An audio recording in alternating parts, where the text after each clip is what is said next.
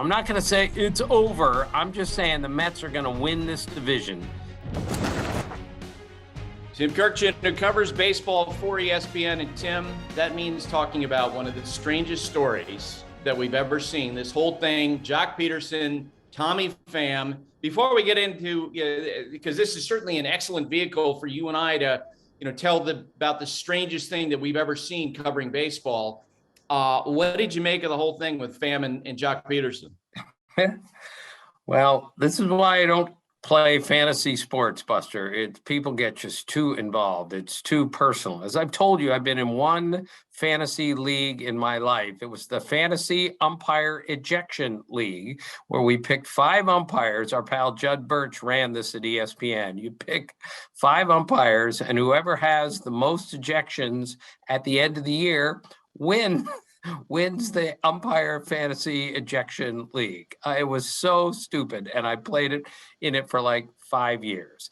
What did I make of this? I still can't get over how Tommy Pham would slap another human being over a fantasy football situation. And Joc Pederson seemed actually to enjoy the whole thing. And to get suspended for 3 games, I just don't understand our young people today. I must just be way too old for this. You've known David Bell a long time, the Reds manager.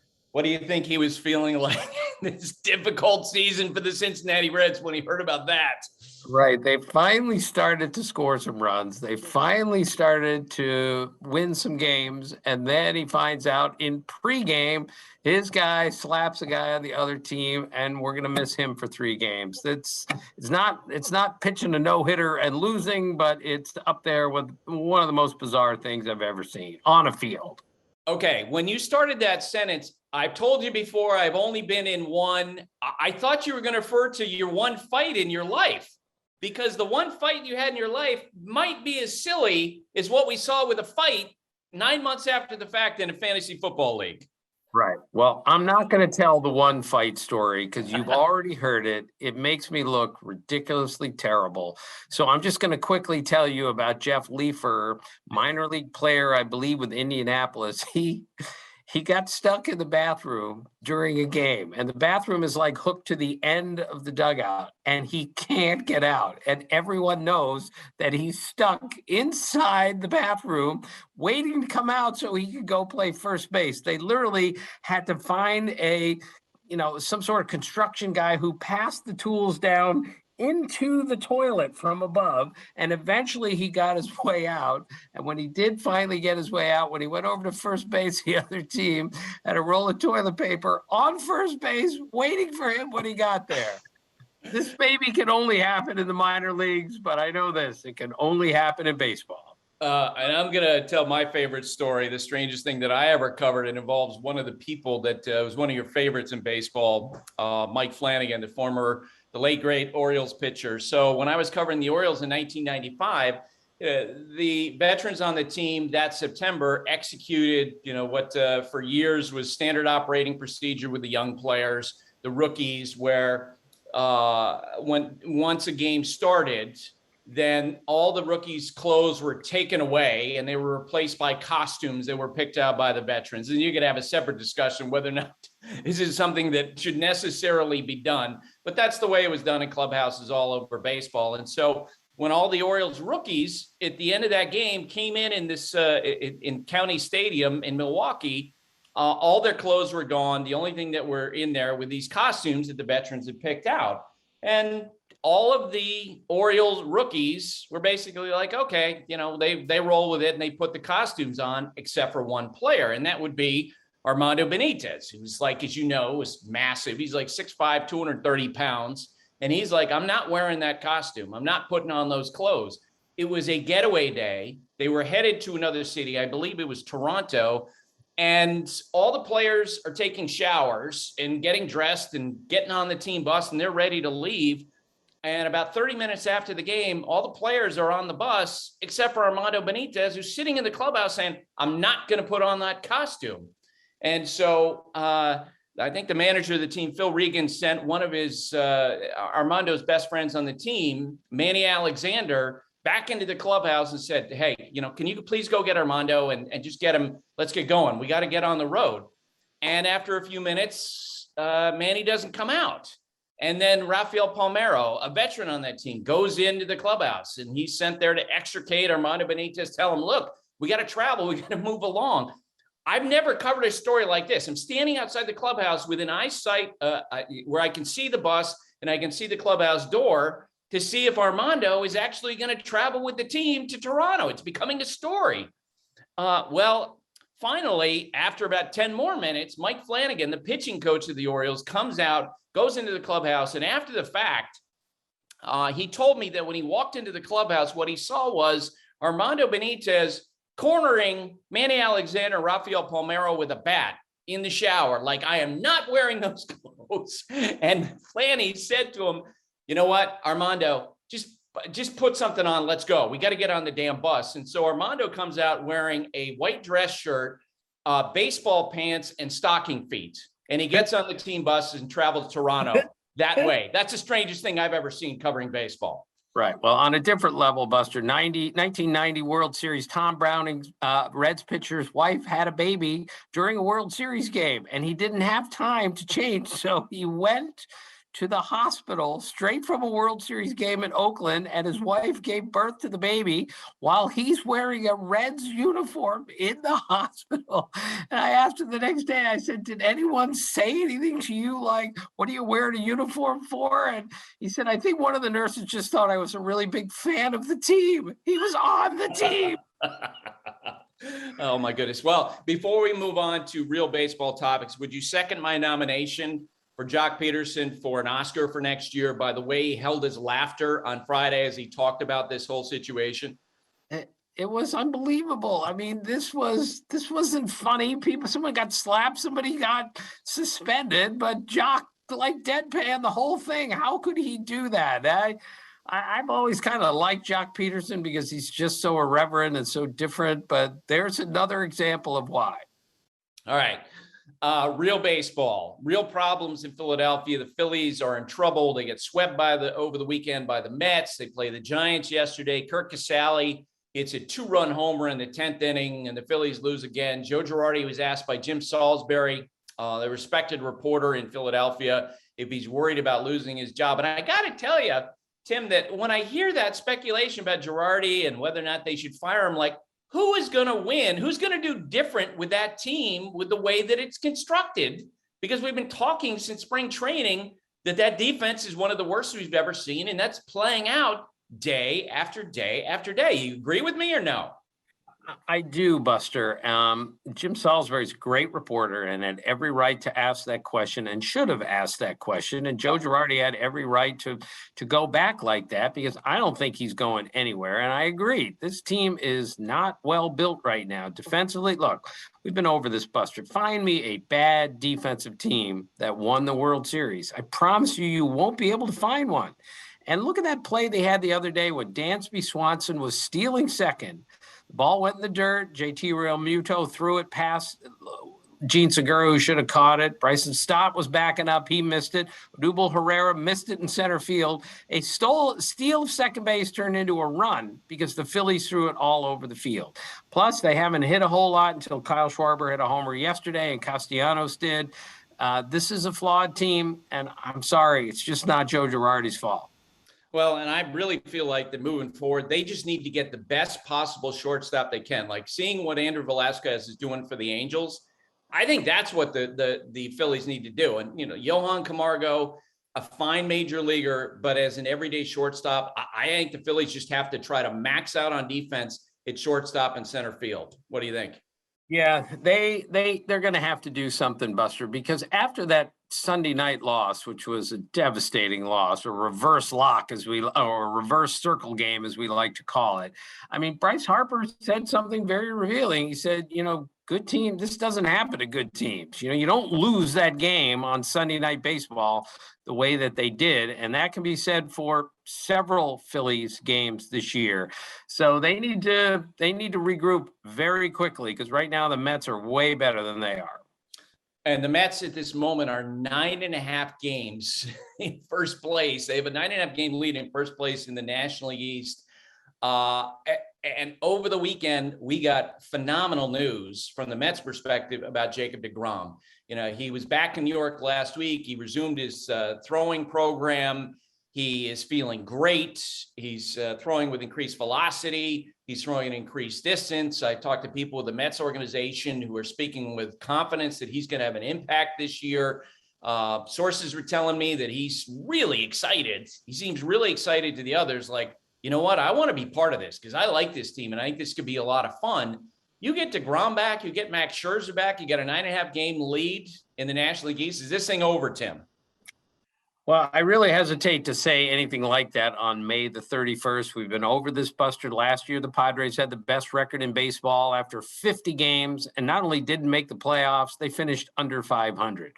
The Braves last year didn't get to 500 until August the 6th, and they won the World Series. Having said that, I don't see anybody catching the Mets. So I'm not going to say it's over. I'm just saying the Mets are going to win this division because of the offense they've shown so far, and their pitching obviously has been great, and it's going to get better when Scherzer returns, and when DeGrom returns. My goodness, what would that mean if it's July 1st or All-Star break, a fresh Jacob DeGrom for the second half? I don't see that team getting caught.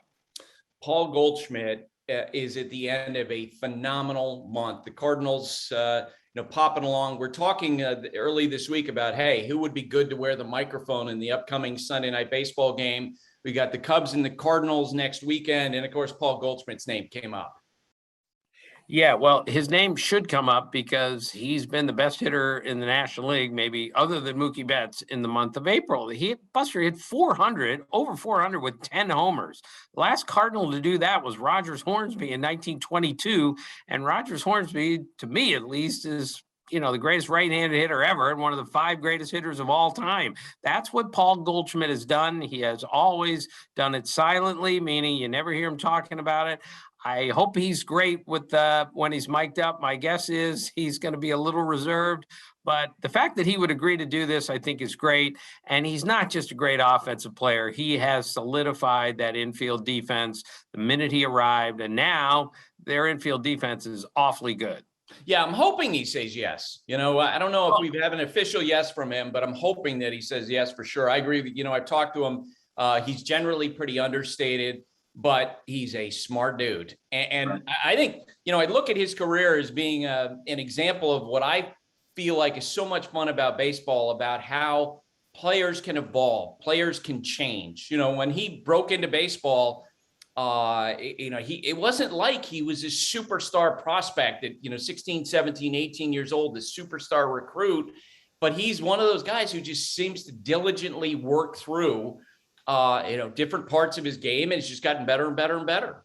Yeah, I told you, Buster, a scout friend of mine watched him very closely a few years ago in Arizona, and he watched him during a game, and in the on-deck circle, he had the exact same routine in the on-deck circle to get ready for it at bat, meaning he took X number of swings. He took the exact same number of swings in the on-deck circle before every at-bat, which it's like a great free throw shooter. Once he gets his routine at the line, it's not like the rest is easy, but it makes you feel a whole lot better at release that you have prepared for your shot. He is so prepared for every at-bat. And man, that Sunday night game that we did, he hit a ball from Carlos Rodon that was down and in first pitch and just crushed it. Everything he's swung at this month, he has crushed. So I always like to look at the standings. I don't know about you, but I always look for that team that's sort of surprising and coming up from nowhere. And last year, that team, without a doubt, was the St. Louis Cardinals. Like, I wrote them off earlier in the year, and all of a sudden, at the end of the year, they went day after day after day. They make the playoffs with that tremendous surge. And a team that I noticed in recent days has been making a push, the Texas Rangers. Tim, I got to admit, we got to the end of April, and we know how the Rangers have struggled in recent years. We got to the end of April. They were 7-14 on April 30th. And I was like, okay, well, just another lost year for Texas. And I look up today, they're within a game of 500. They've gone 16-10 in the month of May so far. Martin Perez, 1.60 ERA. Corey Seager up to 10 homers. Cole Calhoun's having a nice season. Joe Barlow's having a nice season. Now their bullpen. What do you make of the Rangers? Well, I don't think they're making the playoffs, but they're better than I thought they would be. And they are where they are with Marcus Semien just the other day hit his first home run of the season. It was a grand slam. Keep in mind, he had 45 homers a couple years ago. And this year, he finally got to his first, meaning, he's going to play a whole lot better and hit a whole lot more. Don't forget, Buster, how poor of an offensive team they were last year and how much better they are. I still don't think they're going to pitch enough to win a division or make the playoffs. But look, Chris Young's in charge of that team, Buster, with John Daniels. And Chris Young knows what he's doing. And I'm really impressed with what they did in the offseason. I think they're clearly going forward. I just don't think they're ready to win a division or make the playoffs this year. All right, last Friday, before the whole Tommy Pham and Joc Pederson thing really blew up as the big story out of Cincinnati, the bigger story in Cincinnati, Gabe Kapler, the manager of the Giants, announced that he will not stand for the national anthem on most days until he feels better about the direction of the country. That certainly got a lot of response around baseball. Some of his managerial peers supported him. Tony La Russa said, I have great respect for him personally. I like him, and I think he's right, but it's not the flag and it's not the anthem. What did you make of all this? Well, I wasn't surprised that Gabe Kapler was the one that made that stance. As we know, he's a very profound, deep-thinking person. If you read Tim Kuhn's tremendous story on ESPN.com, it's just more insight into who Gabe Kapler is. And I admire him for saying, look, this isn't good enough what's going on in our country right now. And I think most of us can agree about that. And I just don't know what good it's going to do, but I'm proud of him for trying. Somebody's got to try something, and we'll see where it goes. Maybe others will follow. Maybe this will lead to change. Maybe we need a whole lot more than this to lead to real change. Yeah, and here's the thing, and I think he can handle the national anthem in any way that he wants. That's his right as a citizen in this country. And by the way, that's in keeping with what you and I have witnessed with the national anthem for years, right? It's not like in baseball there's been this uniform response to the national anthem. I've watched national anthems in ballparks for 30 plus years. And there's some players, and I think you'll agree with me on this, who don't like to be on the field for the national anthem because they don't like to stand still. So they'll literally go out, do stretch, they'll run the foul line stuff, and then they'll run off the field so they don't have to stand in place. There are some managers, coaches, players who will make a point of standing for the national anthem and to sing along with the words. They have a different feeling about it. I've stood behind players during the national anthem and they're sort of elbowing each other saying, look how hot the national anthem singer is. Like, it's not like there's a uniform response. In the middle of it in Baltimore, fans yell out O's as part of that. And that's why I've never quite understood why there's such a big deal made out of the national anthem. And I guess that's just because I've been watching in ballparks all these years. There's not a uniform response, Tim, to the national anthem. I agree. But what did you do, Buster, the other night during your stand-up before a Sunday night game? Tell us what you did. I always stand up as the sideline reporter. Generally, I want to stand up for the national anthem. But I also am aware that if I don't stand up, that there might be somebody who could take a picture of it and tweet it out. And I wouldn't want to embarrass my employer as being the one person who stood up. I will tell you that there are times when I was a reporter, a beat writer, that when the national anthem began, if my phone rang and it was a source calling me, heck yeah, I ran to the back of the press box and took that phone call out of sight. Not bothering other people, not interfering with other people, standing up for the national anthem, because I felt like in that moment, that was more important than the national anthem. Would you have taken that call?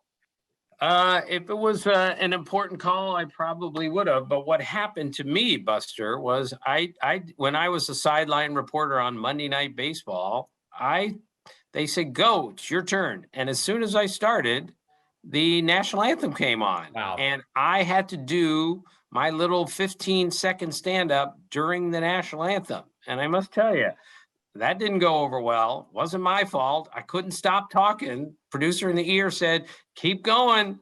Whereas I wanted to stop, but you can't stop right in the middle. At least they told me not to. I didn't feel very good about that.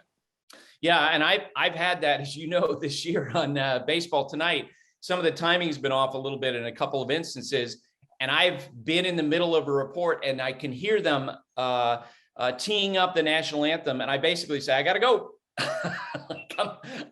And no matter what a producer would say to me, I'm like, I am not standing out here in the middle of 40,000 people and being the person who's shouting about a pitcher making an adjustment with his delivery while others are doing the national anthem. I don't know. The whole conversation confuses me. It really has, since the whole thing started with Colin Kaepernick, because I feel like everybody has a right to do what they want to do and handle this the way that they want to. And if that's how Gabe Kapler thinks he should handle it, then hey, more power to him. Before I go, I want to ask you about the Yankees. They're off to a phenomenal start. I actually think they're one of the best surprises in baseball for how well they're playing. But it is amazing, Tim, how many issues they actually have. Joel Sherman, terrific reporter for the New York Post, writes today about what do you do with Joey Gallo, who was dropped to 9th in the lineup? What do you do with Aaron Hicks, who's off to a terrible start? Do you eat his contract? We know the stuff is going on with their bullpen. We know how thin all of a sudden their lineup looks when you don't have Giancarlo Stanton in it, batting behind Aaron Judge. I look at that team as being, yes, a tremendous success to this point, but they got work to do. Yeah, and I'm not sure what they do with Joey Gallo. He's a free agent at the end of the year, so the chances of trading him and getting something back of significance for someone who's going to be a free agent at the end of the year, I'm not sure that's going to work out. Aaron Hicks lost a bunch of weight, as you know, Buster. He looks thinner, and he should be playing center field better, but I don't think he is, and he certainly hasn't hit yet. So it's kind of a miracle that they've played as well as they have, with a couple spots in the outfield that have been wildly unproductive. So I think they just have to hope that Joey Gallo gets it going. I'm just not sure it's going to happen in New York, Buster. It's a tough place to play, and I think it's in his head a little bit. I can't say that for sure, but that's what I've been told. We'll see what they do with him, but it's pretty impressive how well they played with some holes in that lineup and now in the bullpen. All right, Tim. Thanks for doing this. Great to talk with you. Okay, Buster. See ya. Thank you for watching ESPN on YouTube. For live streaming sports and premium content, subscribe to ESPN+.